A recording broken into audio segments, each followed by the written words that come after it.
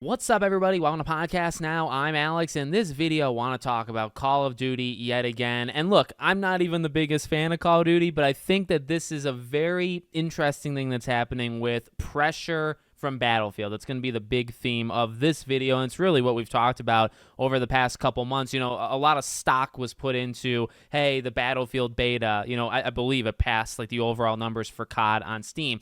I don't love to put a lot of stock into that because that's a free beta versus paid numbers, right? So it's like, okay, when Battlefield comes out and you have to buy it in order to have that number go up by one, that is when, we can look and say, okay, I mean, factually on Steam, like what are the numbers saying for Call of Duty versus Battlefield, okay? So that was one kind of element that had come out, but one thing I've said for a very, very long time, like or hate either of these two games, okay, they need each other. You need these two games to coexist and really not even be all that good. Like, they just really kind of have to be around. I mean, it definitely helps for them to be successful, impactful, like big, and also good, but technically they don't have to. But you're seeing already what one being back does to the other, right? Battlefield was a failure for a pretty long time here, and then it went dark for a pretty long time here, and so it's back, and it's like, and we've talked about it, like what does that do to the other shooters? Do you need to do like two good Battlefield games in a row to really like say you're back, or do you just need one?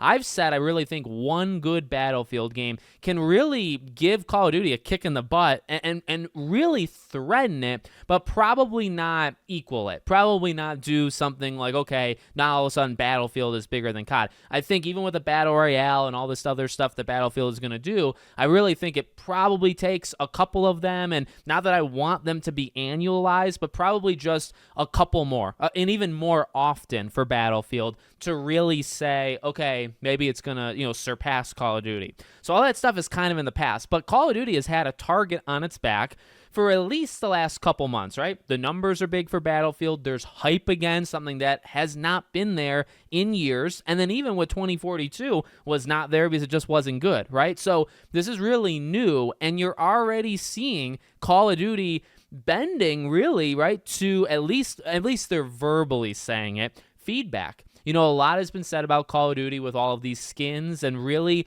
losing its identity. That was a big thing over the last couple months. And again, that ties into, you look already like Battlefield's back, and look what it's doing to COD. It's putting pressure on COD to say, if you're going to take yourself, or if you're going to consider yourself a joke to the community, well, now, you can do that. But up until this point, it was really just you dancing around and like having fun and kind of doing whatever. And you kind of got away with it because there was nothing else. So you could do Beavis and Butthead. You could do the Ninja Turtles. And by the way, like, is there some kind of element of fun there? Maybe. But I mean, you really strip away at the identity of Call of Duty when you are trying to make a Fortnite. I mean, let's just call a spade a spade. You're really taking away the identity of COD and really trying to do another version, of Fortnite. And people are noticing. And again, people are loud and people are very upset by this. And again, up until 2-3 months ago, they could say F off. I mean, like, we don't care what you're saying, because who cares?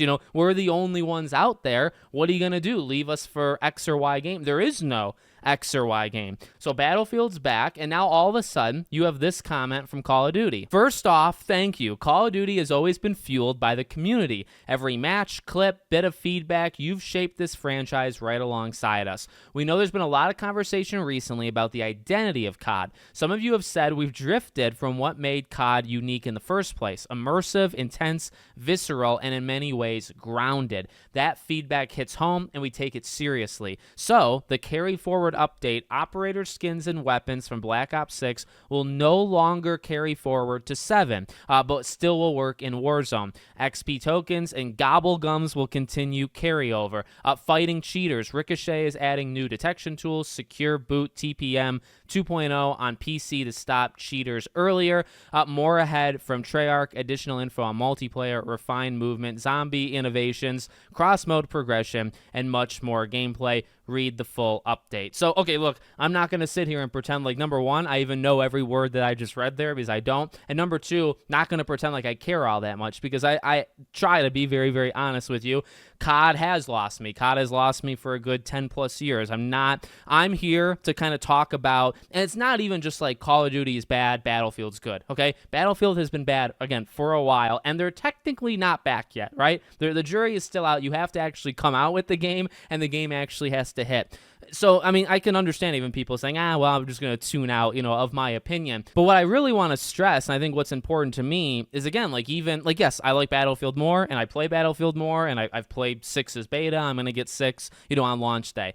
But with all that being said, this is really more of a video, and my thoughts on this is really about competition and pushing each other. That is just, I don't really care. Like, even myself, I don't care if I don't like Call of Duty. I want these games to be back. I want these games to be successful, because ultimately, what if Battlefield gets, kind of too, lenient with their own stuff, and they start falling apart again? It doesn't take much for these companies to drop their guard. In fact, it takes almost nothing at all for them to get comfortable. It took COD. Look, again, COD has had the play of the area for freaking decades, but also definitely the last 5, 6, 7 years, right? They've been completely untouched. They have been allowed to do literally whatever and really lower their guard, to the point that they have to put out a statement talking about, some people feel we've lost the identity of Call of Duty. Can you even imagine saying that out loud with when Modern Warfare and Modern Warfare 2, picture the late 2000s, early 2010s, maybe not the peak, but when it was really starting to build and I guess would eventually become the peak, right? Could you imagine saying then that, hey, in 15 years or in 10 years or whatever, can you believe that they're going to admit that some people think that they've literally lost what makes the franchise the franchise? It would be embarrassing, and it is embarrassing. I think that's kind of the point. It's not, I don't know, you can laugh at it, you can root against them, you could do whatever you want, to be flat honest with you. You could support it, not support it. Where I really want to come from, though, is these things can help each other. Just because, and I do believe COD is in a bad place from that identity standard. Look, people still play it. I'm not arguing the numbers. I'm not arguing the fun factor. It has an addiction to it that they've had for 20 years and seemingly going to continue, right? It might not be as powerful as it used to be, but it's definitely still there, and it is powerful. So I'm not saying anything against that, but I guess I would say this. Battlefield simply half being back, because again, the game isn't even freaking out. The game being around, excitement on the game, excitement from the beta and beta numbers, that alone, I really think, has pushed Call of Duty and Activision, all them, to be more vocal about their own shortcomings. So can you imagine when you get, hopefully, a really freaking good Battlefield game, a game that it's loved, a game that's played a lot, because you got to have that success along with the appreciation for it, right? Can you imagine what that does for COD? So that's kind of the way I'm looking at it. More, you could argue more on the positive side, Battlefield half being back has already pushed COD. So imagine Battlefield being all the way back. That's really going to push COD. And then guess what? Call of Duty being stronger, which may or may not happen, but say it does, right? Say, okay, Battlefield pushes COD. Well, what is COD going to do? At the very least, COD is going to make it so Battlefield never gets comfortable, which is already a win. And that really is kind of what I want, just as a baseline, right? Make the other never feel comfortable, because then that way, at least you're always trying. You might fail. You might have, a stinker, every other year, say it's an annual thing, right? Maybe 1 out of 2 is not so good, but maybe the other one is okay, this is a top 5 Battlefield or a top 5 COD. You could argue, maybe that's not asking for much, but that's kind of my expectation. Just put enough pressure on the other one to feel like you can't just chill. You can't just sit back and say, we're content with what we have. Always be pushing. That's at the worst. At the best, it is massive desire to outdo the other. And you know what that does is have them be really freaking good games. You know what I mean? A Battlefield game is epic, and then that next year's COD is even better than that Battlefield, but then that Battlefield is even better than the COD. Isn't that kind of what we want? And I just don't think you really get that if you don't have it. It's the competition we always talk about, right? The console type thing. You never want Xbox to really go away, because you don't want PlayStation to to get, content with what they have. And you kind of see that. Like, you need them to push each other. You look at the sports games of EA, funny enough. Why do the sports games never evolve and never do literally anything? It's because what is going against Madden? What honestly, other competition do you have? FIFA, NHL, like that's it. You only have one, right? Sometimes you might have two, or back in the day you might have two, but most times you only have one, especially nowadays. And that's why from year over year, nothing happens, because why do you need it to happen? Because what are you going to do? Go get another NHL game? There is none. So you have to get theirs so they don't have to do anything.